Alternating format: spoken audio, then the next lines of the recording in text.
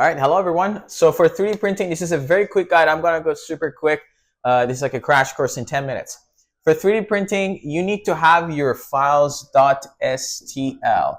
So whatever file you have, you make it in Blender, SolidWorks, Fusion 360, anything you have, it has to be .stl. You have to export it as .stl. You can go on YouTube and find out how you can do it on your specific platform. After you have that .stl file, you bring it into something called the slicer. This slicer, let's call it the translator. It translates it for the printer so the printer can understand. It translates it into something called G-code, but you don't have to know G-code, doesn't matter. These slicers, there are many different ones, like the Prusa slicer. We have the, I think that's how you call the, how you write the Bambu one. You have the Cura. The ones that we use at the center are these two, Bambu and Cura slicers. You can go online, just search Bambu slicer. It's just going to pop up. It's a free software you can download. You can also search up Cura slicer. You can go up there and online and just download it. It's free again. This Cura, it's for Ultimaker or any like Enders you might have. We have an Ultimaker here. It's the white printer I'm going to show to you. This Bambu one is specifically for the Bambu printer. Ours is a X1-Carbon. So I'm going to show that one. Usually, in general, we try to use the X1-Carbon. If the X1-Carbon is occupied, you can go ahead and use the Ultimaker. However, be careful that you have to change your slicers to do that. And for that matter, we have both of these slicers here at the center. I'm going to sign in real quick. So we can see like a student that just did something here. This is the Bambu slicer. There are a lot of videos that help you go out there and tell you how to do things. But one thing that I always ask to make sure you're correct with, one, make sure you have selected the correct printer. If not, you're going to break that printer. Second thing, check the bed. I'm going to show it to you later, but check the bed, make sure it's the correct one. If not, the print is not going to start. I'm going to show you what the bed means. Lastly, the material. Make sure your material is the one that you're going to be printing. I'm going to show you how to look into the material to make sure the material you're using is the actual correct one. For example, if you use like Bambu ASA, but it's only PLA, which is usually generally used, you're going to mess up the printer. You're going to mess up the print. You're going to mess up the printer. It's not going to be good. So general PLA, there we go. Usually that's what we use. That's what we go for. Other stuff, you don't have to worry about much. This one stays standard. Try to look for the standard one. Standard is good enough. And we go from there. If this is for higher, again, if you want to be more specific, you can search this up too, how to have supports or where to have supports or not to have supports. When you have overhangs, like something like this that is 90 degrees, here, this part that is 90 degrees, you need supports to be able to print it. That's a little bit more high level. I recommend that you search that up of like when to activate support, what kind of support is good or not. But that depends on your print and your specific things. I usually try to have it on and have it set at 3, but again, depends on your print. Usually having support makes it take longer, but it allows you to have a better quality print depending on overhangs.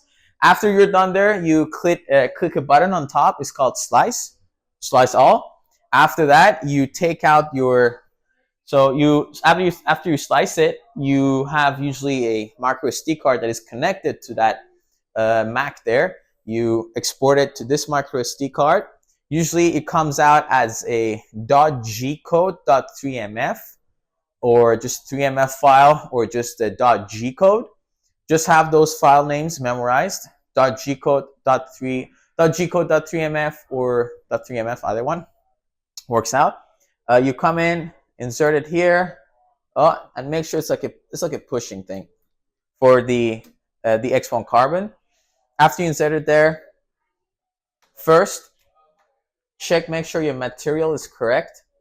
You probably have to do this before printing, but because we're doing a real quick crash course, we kind of did things a little backwards. So here, you can see this one says Rapid PLA. If it says PLA, just put your settings on PLA. Let's see this one. This one is, here it says ASA. So your settings need to be on ASA. Before using any of these materials, please ask one of the staff, because some of these materials are for some of the teams and people that bought for themselves. So, but as a general rule, usually the PLA is the one that is available for everyone, but still, ask the staff. Second thing, when you open the printer, we have a print here. You can take it. You see here it says Bambu cool plate. So in your plate area, when I told you to make sure you select the correct one, this is the Bambu cool plate. If you select like a PEI plate, it's not going to print for you. It's going to give you an error. And you're going to come back like, oh my God, it doesn't print. Nope, you select your bed wrong.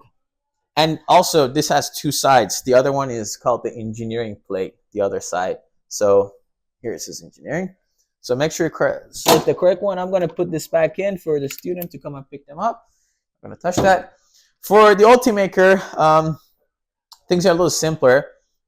You're going to have your SD card like this, like the micro SD card that you have. You put it in this slot here, and you just insert it there, and you're good to go. Generally, Ultimaker is pretty, it's much more sustainable and stable, but it takes much longer than the Bambu when we use it. You put it there, you hit start, and boom, that's it. There we go. If some of your prints, you think you might have issues that there's not, they might fall off or something, what I recommend, and it's a best practice out there in the world, we should have some glue around here. All right, I'm gonna okay, we're gonna, one sec, probably this part you have to cut, I don't know. Wait, do you remember these purple glues? Oh, look, there's one there, okay, you're back. So take these purple glues, and wherever is the area that you're gonna print, very gently, just like that, like you're painting, just brush it there so there's like good enough, not too much, not too little, like this, just very gentle, very nicely.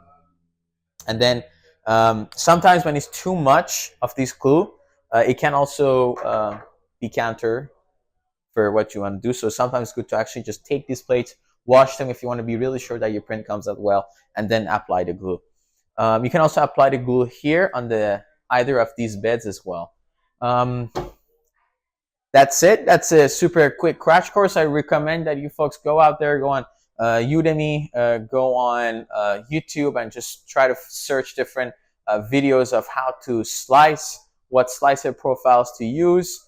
And there are some also websites out there such as Thingiwares, Printables, and Cause 3D, that they have all kinds of cool 3D files that when you download them, they're already in STL. So you put in a slicer, you can watch videos of how to slice and what some parameters are there. There are too much detail. And then you put in a 3D printer and you're good to go.